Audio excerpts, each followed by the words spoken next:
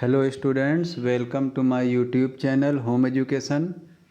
Today I am going to explain the poem The Laburnum Top from Hornbill Book Class 11 CBSE Board. So are you ready? Listen this explanation very carefully and attentively. तो student सबसे पहले मैं आपको ये बताना चाहता हूँ कि द लेबरनम टॉप जो पोएम है, सबसे पहले मैं इसके टाइटल का मीनिंग बताना चाहता हूँ। लेबरनम एक पेड़ होता है जिसमें गुच्छेदार लटकते हुए फूल होते हैं। पीले रंग के फूल काफ़ी ज़्यादा होते हैं और इसका जो बीज होता है वो जहरीला होता है। काफ़ी सुंदर पेड़ होता है लेबरनम का।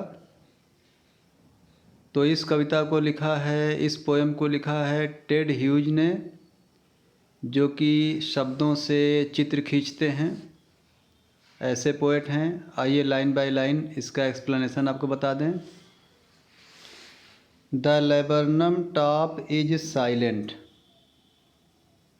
Quite still in the afternoon yellow September sunlight. कवि जी कहते हैं कि जो लेबरनम का पेड़ है वो काफ़ी शांत है और यथावत है। सितंबर का महीना है, धूप है, दोपहर के बाद का समय है। ए फ्यू लीव्स येलोइंग, इस पेड़ की कुछ पत्तियाँ पीली पड़ रही हैं। ऑल इट्स सीड्स फॉलन, इस पेड़ के सारे बीज गिर चुके हैं। Till the goldfinch comes with a twitching cheer up, तब वहाँ पर, जब तक वहाँ पर एक गोल्ड फिंच चिड़िया आती है अचानक ही चहचहाते हुए। अभी तक वहाँ सन्नाटा था लेबरनम के पेड़ में, लेकिन फिर वहाँ पर एक गोल्ड फिंच बर्ड आती है अचानक ही चहचहाते हुए। A suddenness, a startlement at a branch end, फिर एक शाखा से दूसरी शाखा तक एक हलचल, एक विस्मय का माहौल बन जाता है। Then sleek as a lizard and alert and abrupt she enters the thickness, फिर वो बर्ड, I mean goldfinch bird, किसी छिपकली के समान बहुत तेज़ी से भागती हुई और सचेत और बहुत ही आकस्मिक रूप से वह घनी शाखा में चली जाती है। And A machine starts up of चिटरिंग्स end of trimmer of wings and trillings, और फिर मानो एक मशीन चलना प्रारंभ हो जाती है, चहचहाने की, पंखों के कंपन की, पंखों के थरथराने की। ट्रिलिंग्स माने थरथराना। The whole tree trembles and thrills, मानो कि पूरा पेड़ कांपने लगता है और उत्तेजित हो जाता है।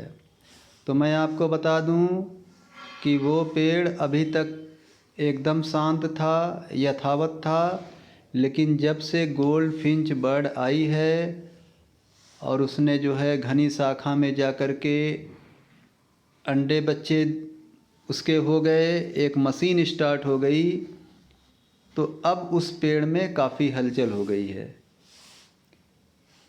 तो आगे सुनिए। It is the engine of her family, ये उसके परिवार का इंजन है, ये उसके परिवार की एक प्रकार से मशीन है। यहाँ कवि के कहने का मतलब ये है कि जब चिड़िया ने अपने अंडे बच्चे कर लिए तो जो वहाँ पर शोर शराबा और हलचल हो गई, तो इसको जो है कवि ने एक मशीन की संज्ञा दी है। फिर क्या होता है, सी स्टोक्स इट फुल, वह अपने बच्चों को भरपेट भोजन कराती है, खाना खिलाती है वो चिड़िया। goldfinch bird then fled out to a branch end showing her bared face identity mask। फिर वह एक शाखा के अंत में जाती है जहाँ से वो अपना खुला हुआ चेहरा दिखाती है, अपनी पहचान बताती है जो कि अभी तक छिपी हुई थी। Then with eerie delicate whistle cheer up whisperings she launches away toward the infinite। फिर वह एक दुख भरे नजाकत से भरे सीटी बजाते हुए, चहचहाते हुए, फुसफुसाते हुए अपने बच्चों के साथ अनंत आसमान की तरफ उड़ जाती है। And the laburnum subsides to empty. और एक बार लेबनम का जो पेड़ है फिर से सुनसान खाली खाली सा हो जाता है।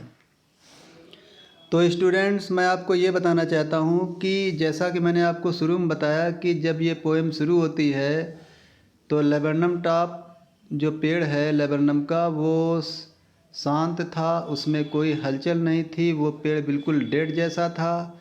लेकिन जब गोल्डफिंच बर्ड आती है फिर वहाँ पर हलचल शुरू होती है, फिर उसके अंडे बच्चे होते हैं तो बच्चे भी आवाज़ निकालते हैं, तो एक मशीनरी स्टार्ट होती है तो वो पेड़ में जान आ जाती है।